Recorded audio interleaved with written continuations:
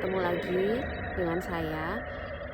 Kali ini saya ingin membahas tentang yaitu herd immunity.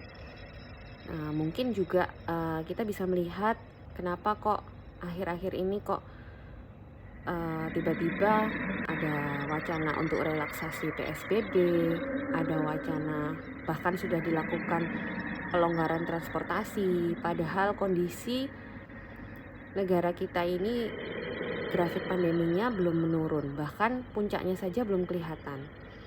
Lalu ada apa? Apakah memang benar pemerintah itu sudah istilahnya udah deh, yang penting ekonomi jalan, daripada ekonomi mati terus, lebih baik kita pakai jalan herd immunity. Jadi herd immunity itu adalah suatu kekebalan kelompok di mana bila beberapa atau sebagian besar orang dalam kelompok itu kebal karena suatu penyakit, bisa karena vaksinasi atau karena pernah sakit lalu timbul antibodi, maka akan membuat suatu perlindungan tidak langsung terhadap orang-orang yang rentan. Dan apakah mungkin dilakukan di negara kita tercinta ini? Nah, di gambar ini terlihat jelas ada populasi dengan 3 warna. Yang pertama warna biru, yaitu orang-orang yang rentan atau saat itu mungkin dalam keadaan sehat, yang masih bisa tertular oleh orang yang berwarna merah karena dia membawa virus. Lalu ada orang yang kebal, yaitu berwarna kuning, dan bisa dilihat di sini, bila ada orang berwarna kuning dalam populasi tersebut, maka transmisi atau penularan dari penyakit itu jelas lebih menurun. Karena memang ini kita bicara virus ya, di dalam ini virus COVID. Virus itu adalah makhluk hidup yang tidak bisa hidup di luar tubuh makhluk hidup. Jadi dia butuh manusia sebagai host untuk berpindah-pindah tempat. Jadi kalau seandainya dalam satu populasi itu ada orang yang kebal, maka otomatis perpindahan atau transmisi virus itu tidak selancar bila tidak ada orang yang kebal. Akhirnya otomatis pasti akan berkurang jumlah orang yang terinfeksi. Seperti yang terlihat di gambar ini.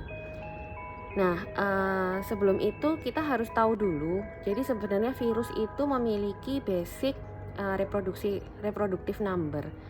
Jadi satu virus atau satu penderita yang terinfeksi virus COVID ini bisa menginfeksi berapa orang sih sebenarnya. Dan ternyata virus COVID ini dari satu penderita bisa menginfeksi 2-3 orang. Jadi ini pentingnya adalah nanti dihitung rumus untuk mendapatkan suatu ambang batas atau threshold pengendalian di mana didapatkan herd immunity yang sebenarnya.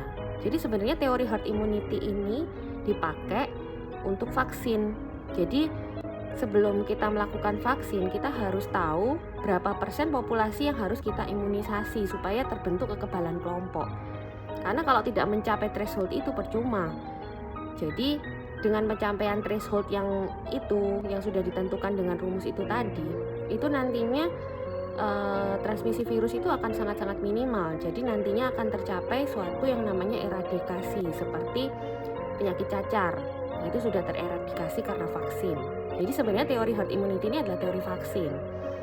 Tapi kenapa sekarang kok ada orang yang mencetuskan, kalau gitu daripada kita lockdown, kita PSBB, kita tidak bisa kerja, ekonomi kita hancur, lebih baik kita pakai herd immunity aja secara alami. Jadi bukan pakai vaksin, jelas vaksin belum ada. Jadi kita bicara di sini secara alamiah. Nah, ambang batas yang saya bilang tadi, bila dihitung dengan menggunakan basic reproductive number dari COVID, itu ternyata butuh sekitar 66% dari populasi harus terimunisasi. Karena tidak ada vaksin, berarti kan 66% populasi ini harus sakit dulu. Harus sakit dulu baru dia bisa menimbulkan antibodi. Itu kalau ideal. Jadi kita main hitung-hitungan aja. Di Indonesia itu jumlah penduduknya sekitar 268 juta. Dan untuk mencapai herd immunity dibutuhkan 66% dari penduduk itu harus sakit dulu, yaitu sekitar 176 juta penduduk Indonesia harus sakit. Dan seperti yang kita tahu dari data yang sudah ada, itu case fatality rate di negara kita ini sekitar 6-7%. Ini data dari tanggal 14 Mei, karena berubah-berubah ya, data kita ini masih belum fix. Kalau 6-7% harus mati dari 176 juta yang sakit, berarti kita harus mengorbankan 11-13 juta orang untuk mencapai herd immunity. Tapi ini teori ideal. Jangan lupa, kalau tidak ideal itu seperti apa? Jadi virus ini kita belum tahu loh sifatnya. Maksudnya bila kita sakit kena virus ini, apakah antibodi kita itu akan berlangsung seumur hidup? Kita juga belum tahu. Dan apakah antibodi yang nantinya muncul setelah kita sakit itu, apakah dia juga pasti akan melindungi kita dari infeksi virus berikutnya? Anda tahu kan ada laporan terjadinya pasien yang positif lagi setelah ditemukan negatif. Itu masih banyak tanda tanya dan masih banyak hal yang masih perlu diteliti. Karena positifnya lagi itu ada dua kemungkinan, bisa reinfeksi, bisa reaktivasi. Kalau reinfeksi artinya antibodi yang sudah terbentuk di awal itu tidak bisa melindungi kita lagi untuk terinfeksi dengan virus berikutnya. Atau mungkin virusnya banyak jenisnya, strainnya banyak mutasi. Akhirnya antibodi yang sudah terbentuk juga tidak bisa melawan virus yang mungkin menginfeksi kita berikutnya adalah virus yang berbeda. Virus hasil mutasi atau strain-strain yang berbeda dari COVID. Dan teori kedua, reaktivasi yang saya bilang tadi, itu artinya reaktivasi virus itu dorman di dalam tubuh, tidur. Jadi sebenarnya virus itu tidak mati, tapi suatu saat dia bisa menginfeksi lagi, bisa timbul gejala lagi apabila daya tahan tubuh si penderita itu turun.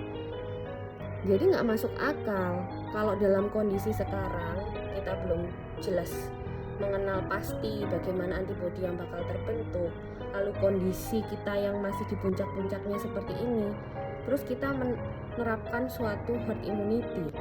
Itu menurut saya sama aja menyebarkan penyakit dan pembunuhan massal. Sorry to say, orang-orang di bawah umur 45 tahun boleh mulai bekerja, lalu dibatasi beberapa sektor, dan ada relaksasi PSBB, salah satunya melonggarkan transportasi. Ini sama aja kita memaparkan penduduk usia kurang dari 45 tahun itu supaya terinfeksi virus. Umur kurang dari 45 yang memiliki komorbid juga banyak.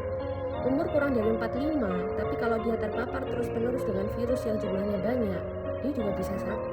Jadi kalau memang mau melakukan relaksasi, seharusnya justru orang-orang yang bekerja di sektor yang tidak berhubungan dengan masyarakat luas itu boleh dimulai pelan-pelan. Tapi nanti bila pandemi ini sudah mereda, ini kondisinya belum mereda. Kalau dari sisi saya sebagai dokter, yang terbaik adalah mengurangi interaksi antar manusia.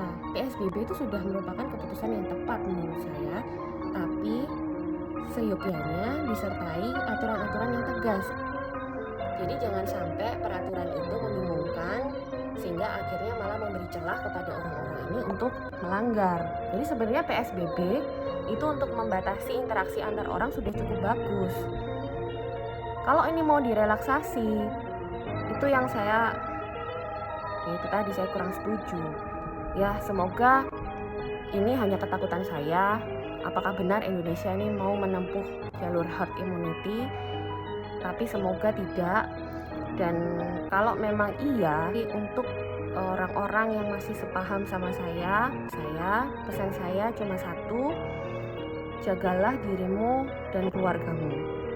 Kalau kita memang dihadapkan ke dalam herd immunity, kita harus siap-siap seleksi alam yang benar-benar besar-besaran. Dari 11-13 juta yang harus meninggal itu belum tentu bukan kita, belum tentu bukan orang yang Anda kenal, dan belum tentu juga bukan keluargamu.